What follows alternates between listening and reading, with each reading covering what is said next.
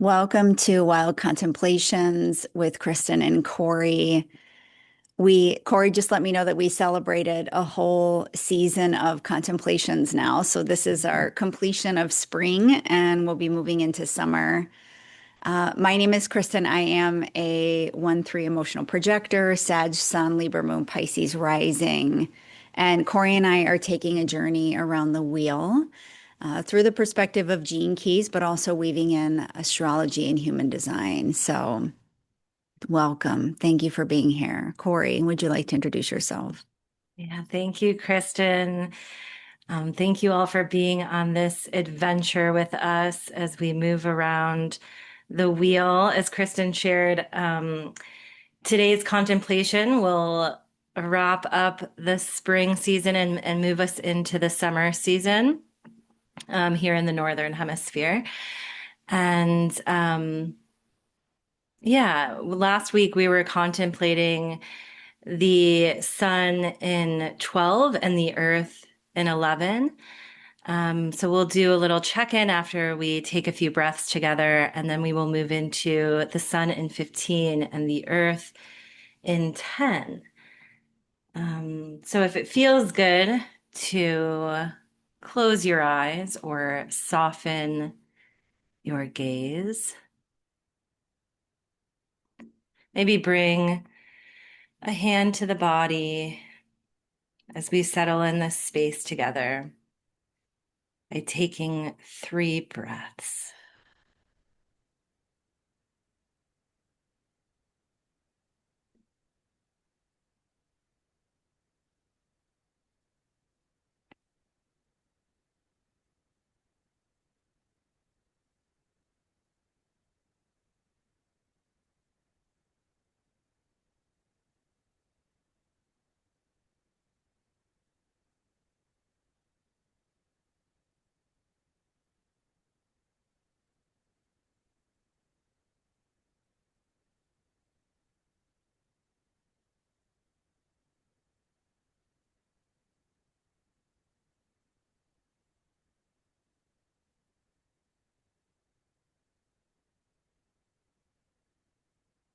All right. So, our last episode, we were contemplating the sun in 12 with the frequency bands of vanity, discrimination, and purity, and the earth in 11 with the frequency bands of obscurity, idealism, and light. And we had come to that transit at the end. So, we were sort of contemplating it retrospectively. Um, this time that's passed between, the sun has been moving through the key that we'll be contemplating today, the 15th gene key, with the frequency bands of dullness, magnetism, and fluorescence. And the earth has been moving through the 10 with the frequency bands of self-obsession, naturalness, and being. So we'll probably have themes from both woven in since we've been moving through that transit. We're coming together right at the end of it. The sun has moved into the next key, but we're catching it pretty close to the end of the transit. So why don't we do our little check-in and see what's been happening? Hmm. It's funny that last time we spoke about how the world is moving so quickly and we want to slow down. And then we offered the perspective of what if the world is trying to actually catch up to us, and that's why we're slowing down, right? There's not actually a need for us to catch up to the world. And as you were sharing the frequency bands, I was sitting here thinking that I feel a little scattered and that um I guess I feel a little bit of a pressure um that I should have things figured out or I should be moving along. If the world is trying to catch up with me now, what am I doing? And I've shared in the last couple episodes with, the transition of my kitty. there's been a lot of movement for me, right? And so I actually wrote about it yesterday or the day before maybe. I actually wrote about it, about her transition and some of the things that I've been reflecting on. And I can very much feel this, a part of me feels like I'm in disbelief of it all and like that she can't really be gone. I still walk over to the place that her favorite place to lay and almost expect to see her there, you know? And then there's this other part of me that is, really feeling at peace and acceptance. And it does get easier every day, but I'm definitely feeling like I'm sort of in between worlds.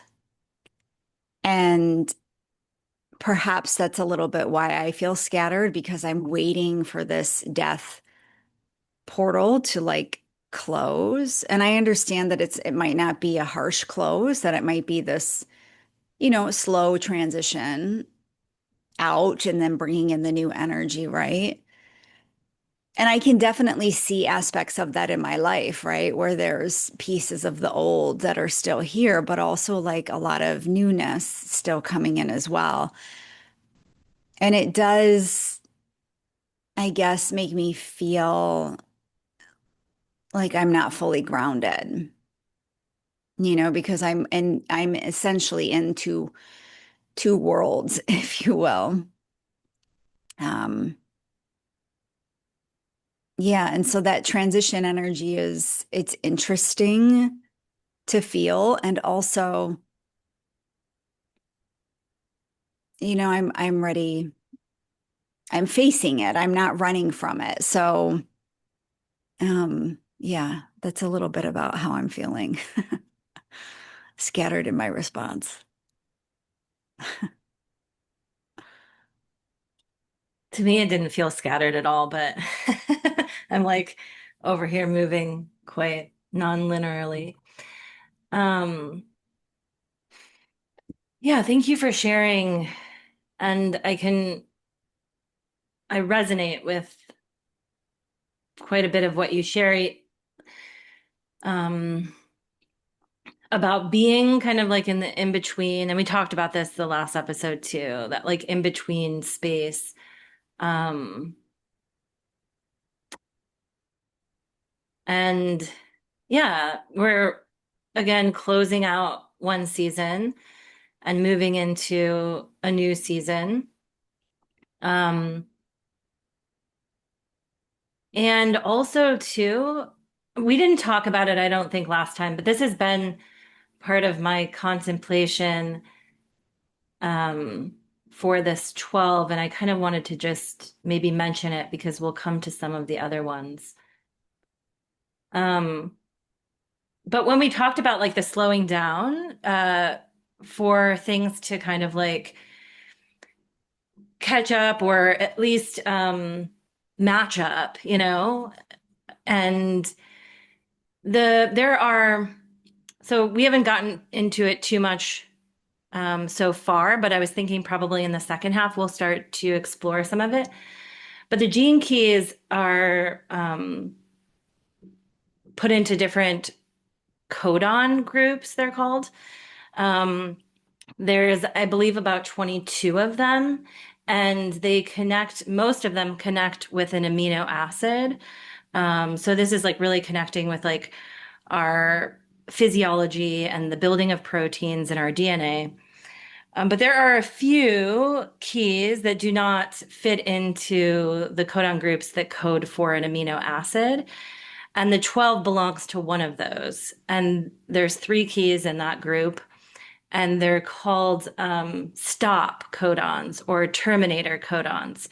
And so they literally basically are like signals in our genetic material that tell the body to stop reading the code that builds the proteins. And so it kind of is reflected in our actual like physical makeup to have these moments where like we pause, we stop what we're doing and like reorganize, reevaluate, see what new things need to be coded for, or just that process is done now. Um, and the 12, they mythically, these three keys, the 12 being one of them, the 33 and the 56 are the other two, and we'll explore them towards the end of Cancer season, moving into Leo.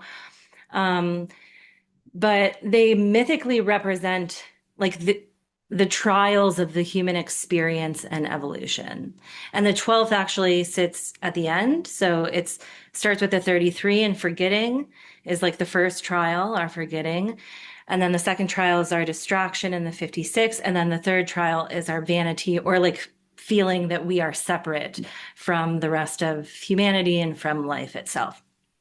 Um, and so, yeah, I think it is a time um, where we are called into the in between, um, where there is this standstill or this pause or this stopping of the reading of code, um, and places where mutation can take place. And like this is really what we talk about with the shift that is a big part of discussion in human design and the gene keys, like the 2027, the solar plexus mutation. So you have to think that, like, we're going through this not only in our awareness, but in our physical vessels and bodies. Um, and so, again, I've just really loved what came through you last time and you touched upon, and it's been part of my um, contemplation over these few days when I do feel the pressure or the mind coming in and being like, well, what is going on? Where are we going? What are we doing? The keys that we'll be exploring today live in the G or identity center. So it does kind of bring up this like, what is the direction? Where are we moving? These questions can arise during this time as again we change seasons. Um, and then not to get too ahead of ourselves, but for a lot of Cancer season, we start to really have activations in the root center. So we start to feel pressure, but like the message that comes through is like is actually to slow down and to like allow the pressure to move. And again, I really love this idea of just like waiting for things to line up and quote unquote catch up, or however we want to see it again if time isn't really linear, but like for things to come into alignment without really needing to like do it ourselves. Um, so I think I got a little scattered there too. But I did just want to touch on that. Yeah, it's interesting to talk about pressure too. So in human design, I have the head and the root, which are the two pressure centers. And I actually feel like I work really well under pressure. Um, so even when I feel pressure, I'm not in a hurry to get rid of it, right? So like I can feel that pressure, but I still hold this calmness, if you will, around like, okay, I can feel that there's a part of me that's like, okay, where are we going? I also have an open, completely open G identity center. So that's not an uncommon question for me, especially being a three line because I'm always like shifting and morphing um, and experimenting with things. So all of those combined, I think that it brings up an interesting point in how we navigate pressure, and that it's okay that we feel it. How much of it is dictating how we act, right? When I got out of corporate, which was what was in 2019, Um, I made a vow to myself to never do anything that I felt I needed to do, should do, or have to do. And that's actually a little like for those of you who, maybe struggle a little bit with pressure and feeling, a little anxious, to get things done when there's that pressure there. That would be an interesting little filter to notice, right? Where am I thinking I need to, have to, should be doing something? And then can you release that belief to also release some of the pressure that you feel? Um, I think that the pressure is always going to be there in some way or another, right? And our role or our journey, if you will, I feel like it's more of a journey. Our journey is to really release that and understand, like as pure in our purity, do we really feel any kind of pressure as humans? Like, is there really any pressure? Because the pressure, if you think about it, comes from timing, right? And if I think about any of the things that I've felt pressure on over the years, it's often because of some, you know, uh, end point or result that I think I should be at, but that thinking isn't necessarily always set by me. So it would be interesting. I'm going to sit with that a little bit too. And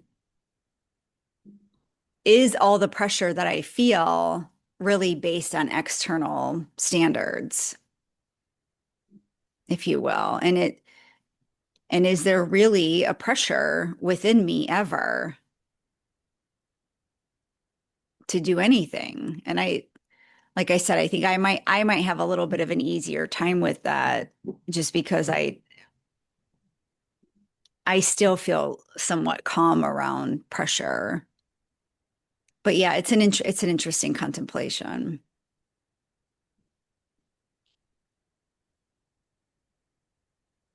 As you're sharing, um, there's like this visual coming up. So the keys that we're exploring today, like I said, they live in the G or identity center.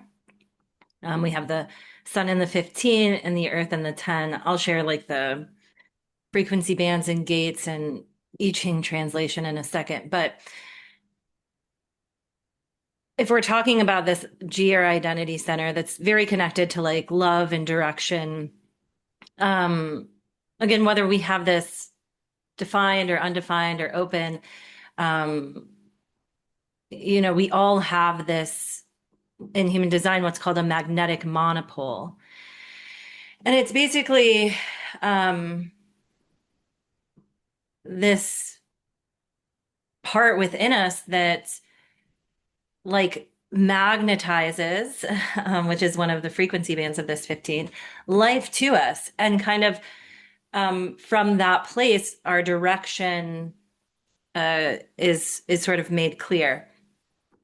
In human design, one of the kind of premises of it, while it can be quite dense and like heady, um, I think when we especially first come to it, the premise is actually that the mind is not here to direct our lives. And there's this idea of passenger consciousness.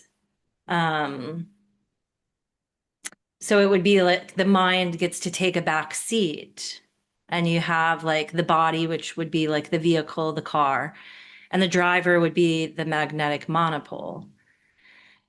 And then I'm kind of thinking of pressure as like, okay, let's say this car is electric and we need to charge it.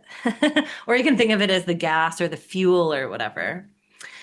But essentially, like, you think about charging a car or something, it's not just like when it gets a little bit of a charge that we're ready to go. It kind of like needs to build up to a full charge to then, or maybe not a full charge, maybe an 80% charge, but you get what I'm saying. Like, it needs to essentially receive that input of energy and store it until it's ready to get on the road and for that particular trip or whatever. Um, and so I think that that's a cool way of kind of tuning into it as well. And like you're saying, just really looking at what's coming in, where is the pressure coming from? What is the pressure? How am I interpreting? I think it's more about how we interpret what the pressure means than actually what the pressure is trying to communicate, which oftentimes is just, again, giving us a buildup of energy to then channel into these different places. But I thought it was cool to kind of think of it with the passenger consciousness, and again, with these keys being in that G or identity center. And what they both speak to, as I'll share these frequency bands here, is really about like trusting in life, in the unfolding of life, in the fullness of life, in the season that we're in the constant changes that are happening, and in our natural way of moving through the world, which will look differently for each of us. So the 15, the frequency bands are dullness, magnetism, and fluorescence. In human design, this is known as the gate of the extremes.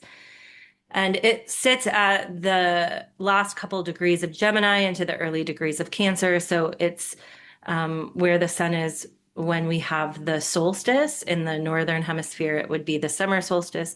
In the southern hemisphere, it would be the winter solstice. So we can kind of see that um, those extremes, right? The longest day of the year, the longest night of the year. And we can also see this changing of seasons, cycles, rhythms, phases. Um, it lives in the G center, like I was saying, and it reaches towards the sacral. It's also sometimes known as the love of humanity. And in the I Ching, it translates to modesty. And then we have its programming partner, the 10, with the frequency bands of self-obsession, naturalness, and being. In human design, this is the gate of the behavior of self. And it lives in the G center and reaches, it's part of that integration circuitry that we've explored before, but it reaches towards three different gates. So towards the throat, the spleen, and the sacral. Um, and it's sometimes known as the love of self. And in the I Ching, it translates to treading. And so, yeah, I think as we feel into these keys and to these energies, um, they they do speak to trusting in our natural way of moving through the world and how that is constantly shifting and changing and how that looks different for each and every person, but also is connected. Like it's the same, but it's different, if that makes sense. Like we're going around the wheel. We all move through these seasons together. It's just that we have the nuance of like our layered energy in there. So it's like we all have all of it, but we have it in different measurements. We have a sort of different recipe, so to speak. And that's what creates the diversity of the life experience. Yeah, what I'm thinking about right now is I was thinking about certainty when you were sharing and how magnetic certainty can feel. And then I was also thinking about how beautiful it is that we can all be certain in different ways and still be magnetic. Right. And that's like, as you were speaking to the diversity, that's what's really cool when we can honor someone's embodiment of who they are, um, the love that they feel for themselves, for humanity, for the journey, for the human journey. Um, we all bring a different flavor to that. And when we can actually witness each other in those spaces without it meaning anything, it doesn't matter if we have difference here, if we believe different things, if we're focusing on different things, if we've had different experiences. That's what brings the beauty here. That is what makes us so magnetic, especially because, I always say when, like when I'm speaking or when Cori's speaking and a part of you lights up when one of us says something, that's a soul to soul connection, right? So it's not always like our wholeness that magnetizes another. It's often a piece that we find mirrors a piece within us. Even if we think of it as this is a piece that I desire, and we don't often think about reflections that way. At least I don't. A lot of times I see mirroring when I'm triggered, right? But I don't always recognize mirroring when I see something I love in someone else. But it is because those things that we see that are mirrored back to us are actually within us. That's why we can pick up on their frequency. They're a part of us already. Whether they've come out and fulfilled their true expression through us, is another question. But these are the things that magnetize us to others. Whether it's a piece, it's often a piece. I don't know if it's our whole being. I suppose it could be our whole being too. But often we're drawn to, it's that I've said it before, when the student is ready, the teacher will appear. We're often drawn to that thing that we're craving, right? Or seeking in the moment, which is very G center aligned. Um, when we follow those little nudges, when we follow those little sensor lights and just let it light up the way as we walk towards what feels good, what feels like, oh, that's interesting. I'm curious about that. I want that, and then in the opposite, right? It redirects us, right? You see things we don't like. I don't want that. So I'm gonna mosey on the other way.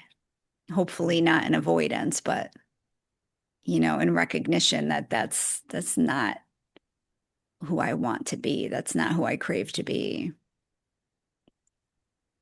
So yeah, we are all, I suppose, magnetic in different phases of our life and different things that we've mastered. And that's beautiful. It's beautiful to see that in someone, especially when, and I feel this very much as a projector, I see I see what's possible. Like I see this beauty in people sometimes that they don't recognize within themselves. I see the sparks of expression of them when they might be in their head thinking, I'm not there yet. I'm not fully expressed in this area yet. But there's hints, right? It's that 51% we've talked about in past episodes, right? You're on your way. So,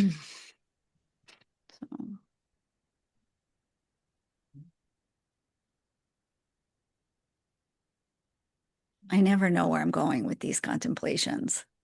That's perfect. That's why I love it. That's what makes it an adventure, right? Just seeing what emerges. And as you share, I really see it um, connecting to, again, with this feeling sometimes of um, that we have to make things happen, that we have to like go out and make it happen, or we have to go after something, or we have to figure it out. I have my Neptune in this 10, and so I certainly have made friends with the shadow of self-obsession and the kind of feeling of like a lot of like seeking and trying to figure myself out and trying to figure out my purpose and trying to improve myself or become a better version or all of these things that came from a place of I think wanting to be of service to humanity and um, to know myself deeply. Um, and what I've found is that it's actually I meet myself more deeply each time that I relax and stop the trying and stop the um, kind of constant needing to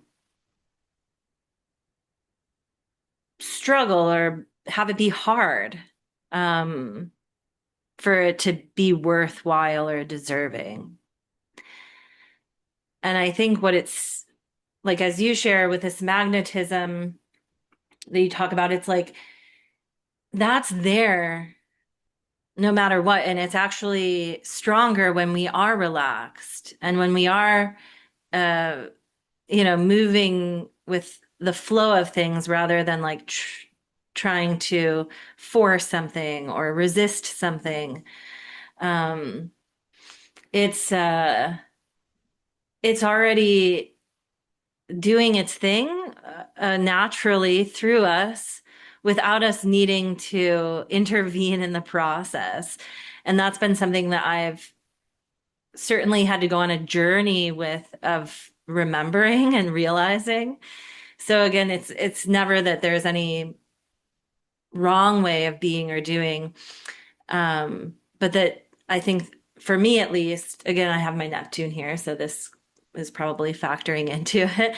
But like my journey has been coming back home to the relaxedness, to trusting in my ways of being and moving through the world, and to trusting that like I am magnetic and I attract opportunities and I bring people into my field when I'm meant to meet them. And this happens again through my field, more through my field and less through my trying to figure it out in my head. Um, and another thing with these two that I'm reminded of is like wherever we are, like things are changing, shifting and changing. And whatever season we find ourselves in, um, like if we're in a season where we're wanting to get out of it, where we're feeling stuck or we're feeling like we don't have what, you know, the thing that we're reaching towards, just know that it's a fact of the turn of the wheel that it will come, it's the wheel is always turning. We're always moving through these seasons and cycles and phases. So we can kind of rest easy that like we'll get there. Um, and kind of enjoy where we are right now, even if it is a bit uncomfortable. And the same can be said for if like things, are really going our way and we're in a season of a lot of um, growth and blooming and this, fluorescence. It's like we're just remembering that that's not always the case. It's not always summer in our lives.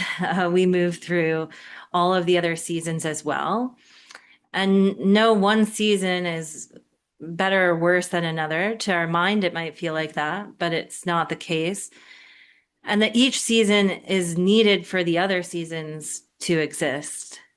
Um, so that feels like a really beautiful reminder to me that, yeah, that it's all good. Hmm. We're okay. We're okay. Um, yeah, the being, just to continue what you were saying, like the being, our being gets to be fluid. And, there are these questions of who am I in this season?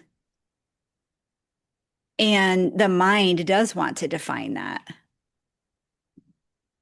But what if you can be multiple things within a season? And it's not a just who am I in this spring, in this summer, in this winter, in this fall? But that gets to shift. Like our being just gets to be fluid. And what would that mean for us if we really detached from this, need or desire to define who we are, to find that final quote unquote identity, right? Or final purpose. Early on in my business, I would get so frustrated trying to name myself. Like, what is my title in my business? And every time I would land on something, I would get tired of it, like within a week or two, and then I want something else. And I finally just came to the conclusion that this gets to move with me in whatever season Kristin is in. Kristin's season, not the Earth seasons. And when people ask me with my open identity center, I say right now, my identity is XYZ. Right now I'm in this space. But, as I reflected and recognized within myself in one of the prior episodes, which I really loved, was that it really is through the other that I see my own mastery. So niching is very difficult for me. I find that very difficult of a process to be in because I have such a wide, vast experience that I bring and the things that I can see within others. And sometimes it's not always based on my experience, right? It's possibility that I see within them. So that's one thing that I wanted to say. Another thing I was thinking about as you were sharing, Cori, was this, when you were sharing, you said, I am magnetic, even when my mind is, thinking and wondering and all the things. And, Cori and I met in this space called the Tea House. And I remember, Cori, your energy was just it was so calm and peaceful to me. You were kind of like laid back. You didn't really always step out and say things. But when you did, there was this like calm surety about you. And I was very drawn to your energy. And so I think I'm the one that pursued it, even though I'm a projector, but pretty sure I reached out because I believe that again, when we find those little soul sparks, that it's important to follow. And, this was, I don't even know, like three, maybe 3 years ago, it was that we met. And we've stayed in touch ever since. And then these spaces just kind of evolved and came through for us to host this in the Weavers. And I'm grateful for that. I'm grateful for this space and to have Cori in my life. And it's just, to me, it's a reminder that, I guess to show up like no matter what form you're in. I'm posting online even though I'm going through a grieving process. I did a reading outside yesterday. I met a client at a park and did this beautiful, beautiful reading. And I was so tuned in. And, my work gets to continue even though I'm journeying through grief. And not from a space of rushing, right? But from this space of my work is healing to me too. So I'm showing up right now. Even if my mind thinks like I'm grieving and I need to attend to this first. But I think part of the learning, part of the experience of it is in integrating life along with it. I don't necessarily want to sit in a corner and grieve. And believe me, there were times, especially early on in Harley's transition, that I did sit and just cry in her favorite spot, or stop in the middle of the kitchen or stop in the middle of me eating and just cry. There's less of that now, I think, in part because I allowed myself to do a lot of that in the beginning. And I think just being a Sag in general, I'm very much look forward. So how do I move forward through this? I can't bring her back. I can honor the 21 years I had with her. And that's beautiful. And there's nothing like going through these experiences in life, these seasons that we go through, whether it's death or breakup or divorce or bankruptcy, like whatever the fuck it is. It doesn't make us any less magnetic of who we are. It makes us more experienced with perspective. I think, actually, I was thinking about this the other day. I feel like right now is probably the most compassionate you'll ever see Kristin be because I'm navigating grief. And I can be like, I have a very like blunt, direct mouth. But and I always say that I don't, my specialty is not trauma. I'm really for the people who want to rip off the Band-Aid and move the fuck forward, right? But being in this experience right now, like I'm bringing more compassion to the table. And who knows, maybe a little bit of that'll stick around. I can't promise that, but it might.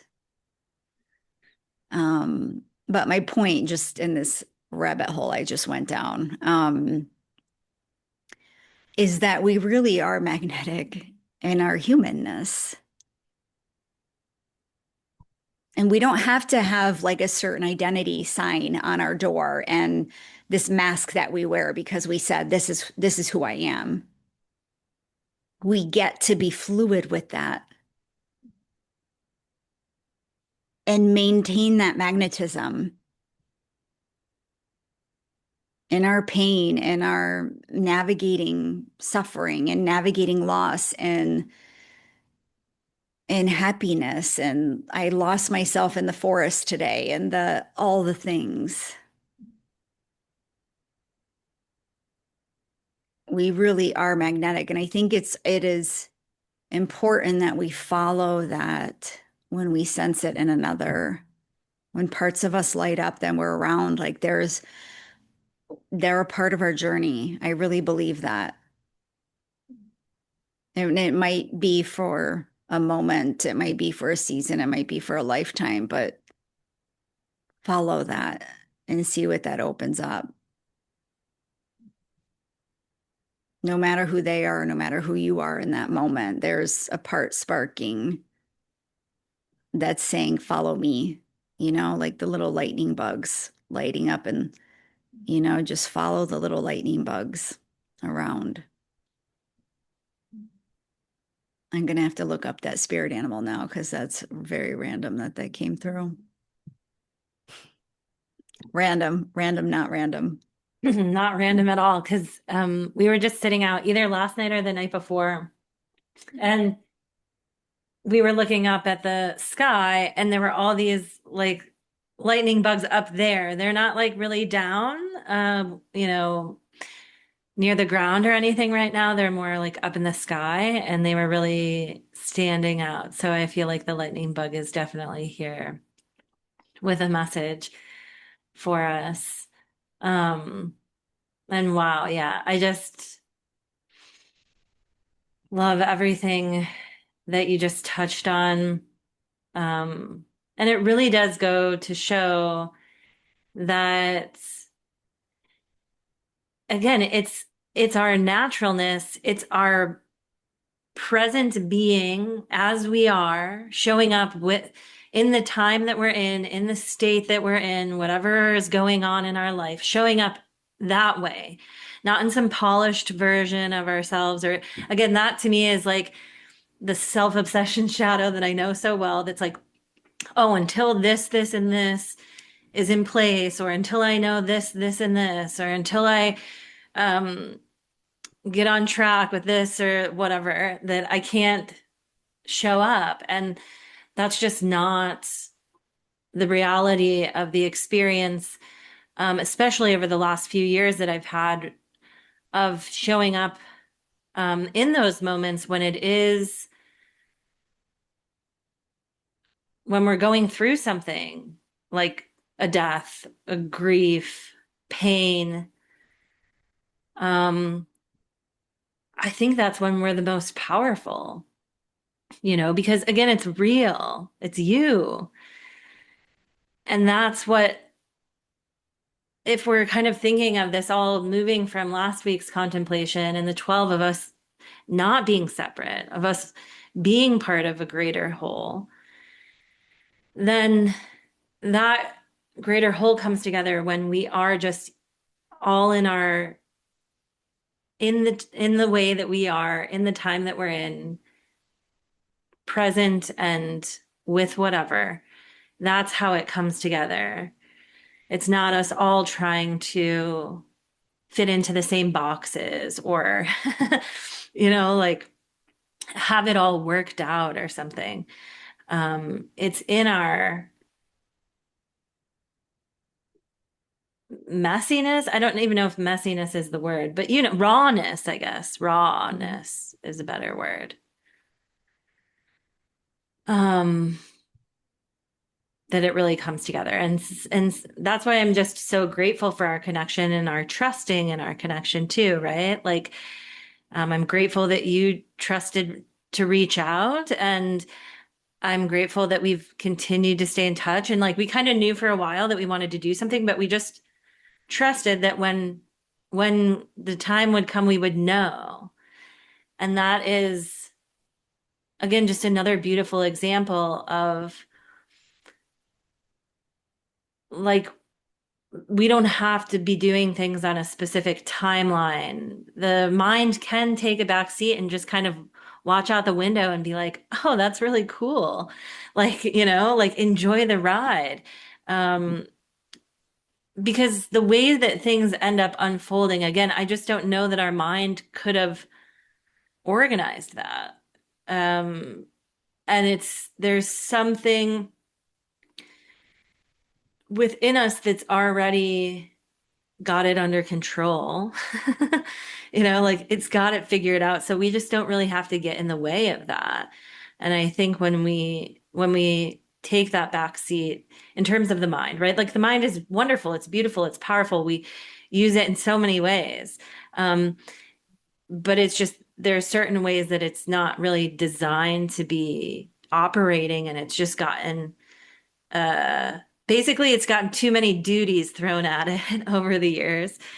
And now it's like scrambling to think that it needs to run the whole show when it doesn't.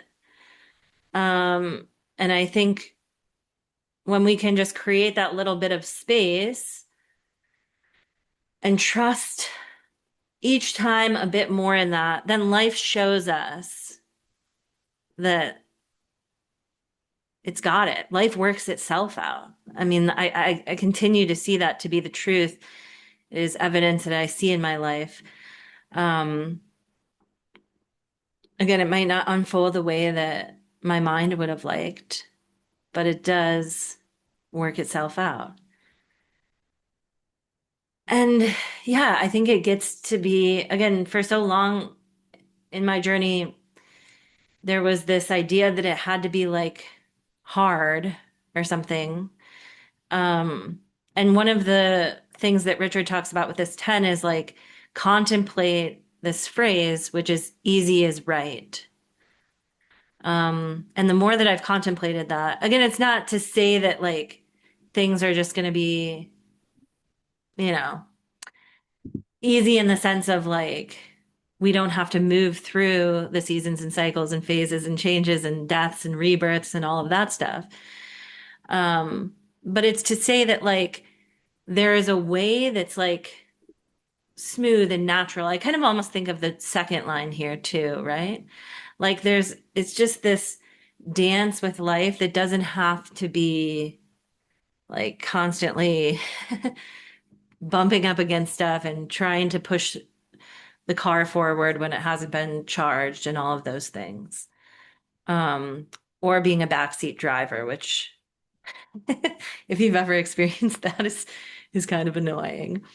So yeah, I love these two. And in the 15, I know he says something like this gift, like the gift of magnetism, is like loving the time that we're in right now.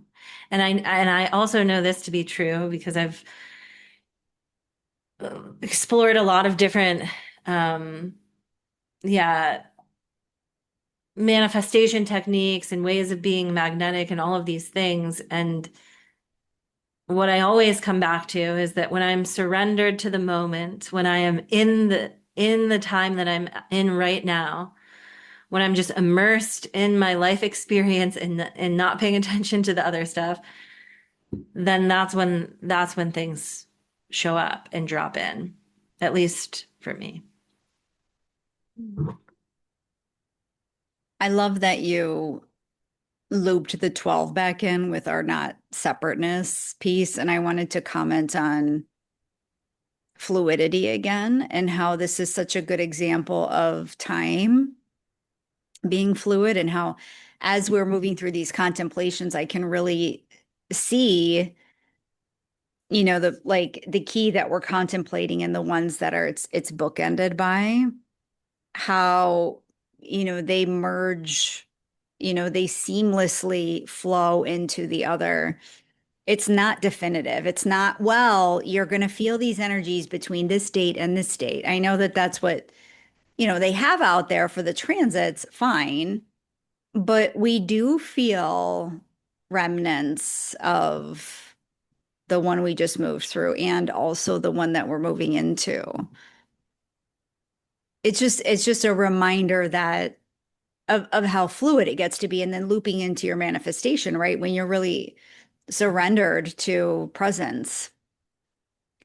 Time gets to be fluid. It gets to land and meet you where you're at instead of you dictating a timeline.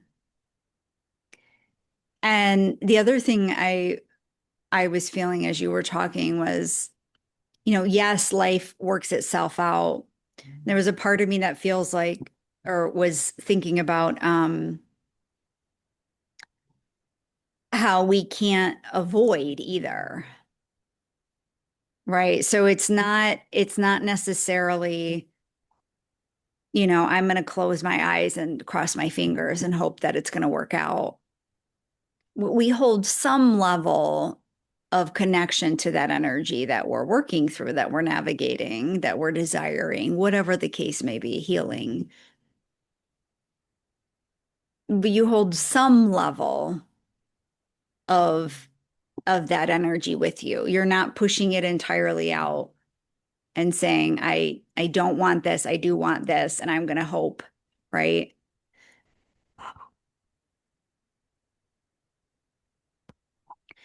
But there's a line there. There's for sure a line.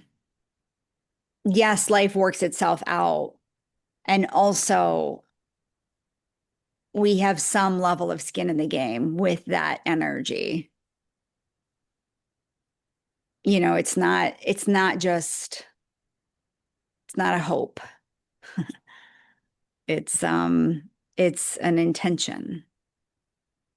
And with that intention, you're holding a piece of that lightly, right? You're not anchored into it, but you're holding space for the energy to move and to migrate and to morph into whatever form it wants to land in.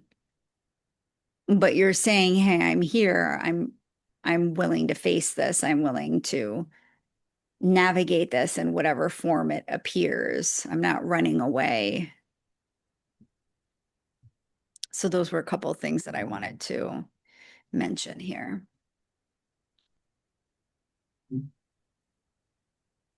Yeah, I love that you highlight this because it does feel like the dance between the 15 and the 10.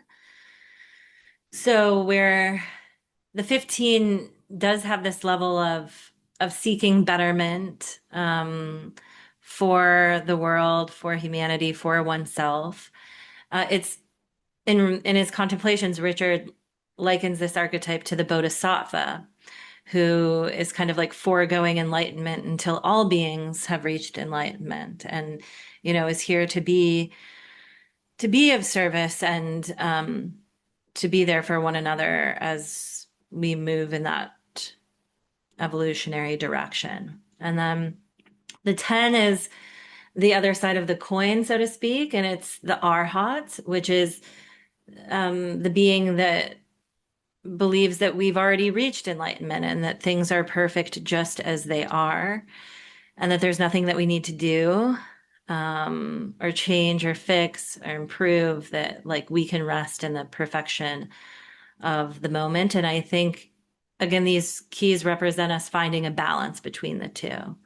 So, like you said, holding those visions, those dreams, those intentions, and also like being very much with what is and recognizing the perfection of where we are and knowing that like it's a necessary step to move to where we're going to.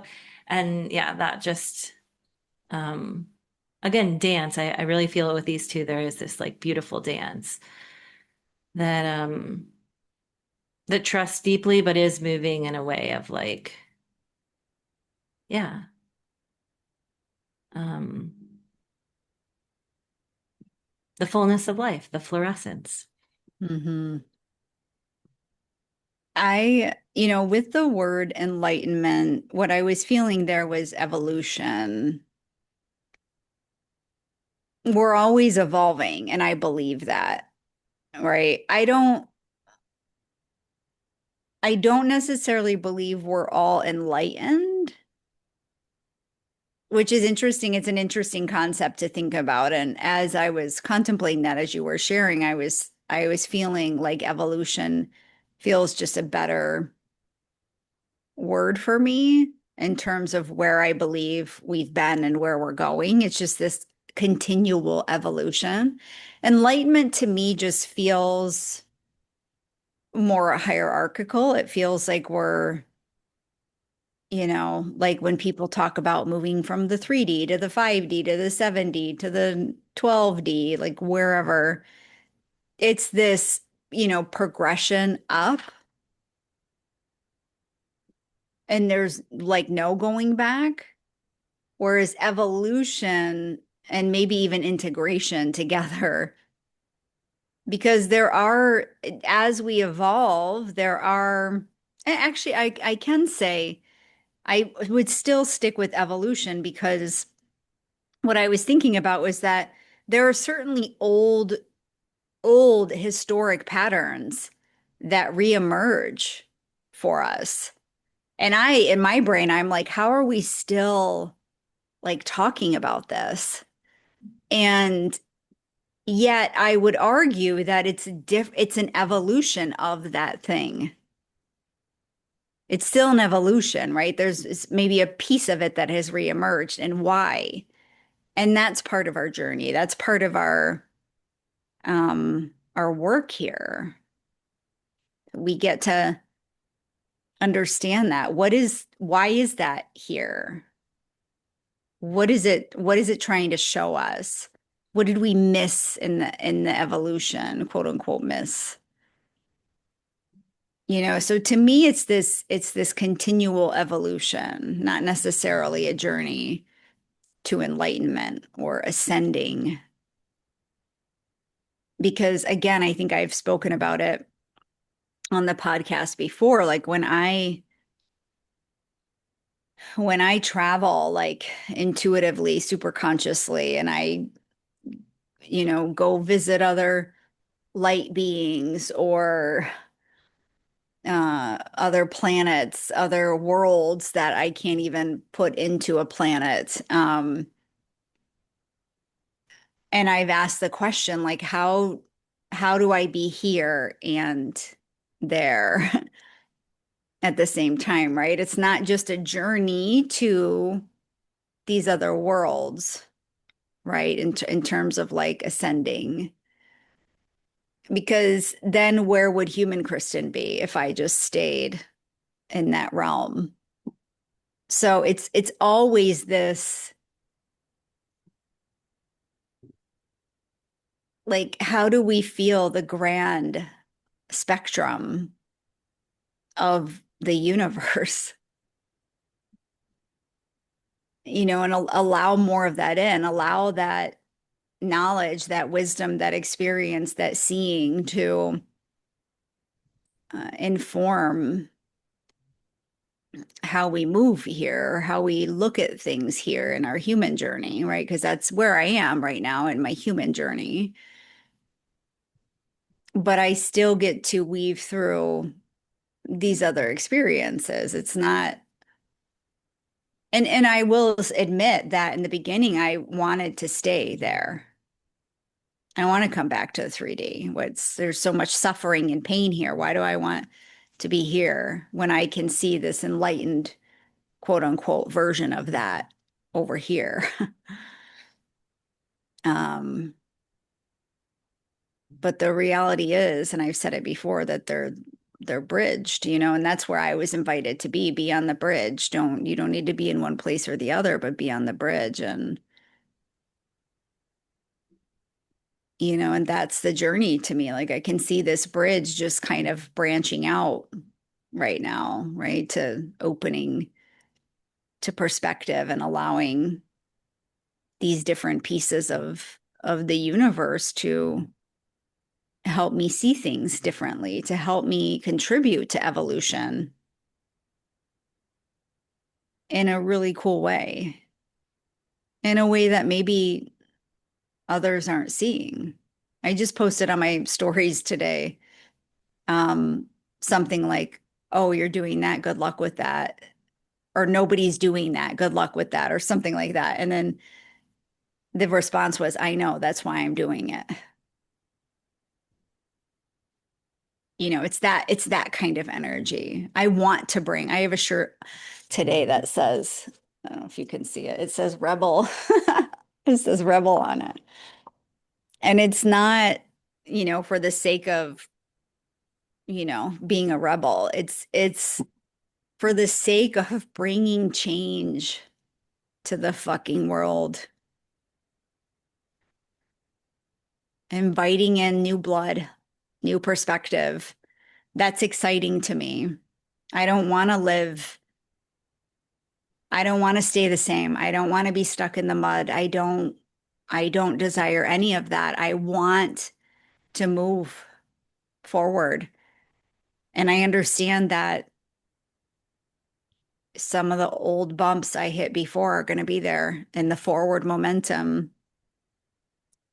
But nonetheless, I'm still rolling over that bump and navigating it, figuring it out, letting life work itself out.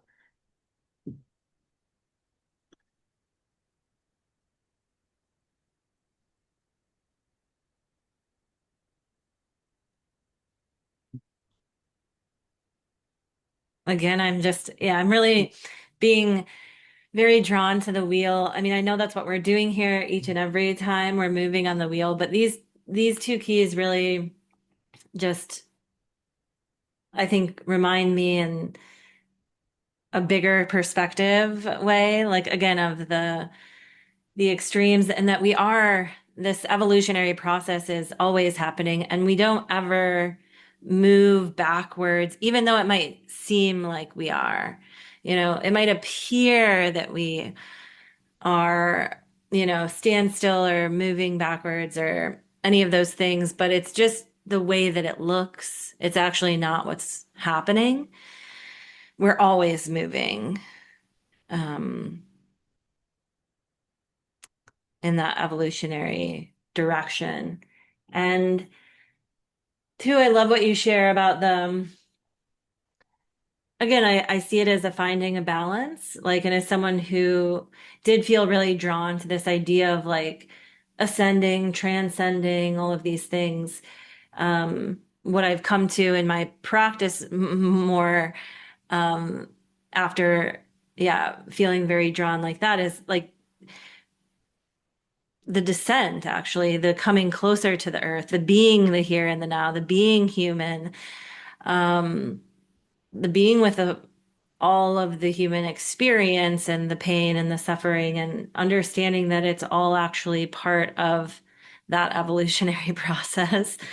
Um, and that again too is very connected to these keys. The 15, I think it's in the chapter in the book, he speaks of like the Schumann resonance, like that resonance of the earth, and like, yeah, being close to the earth because we're here on earth right now.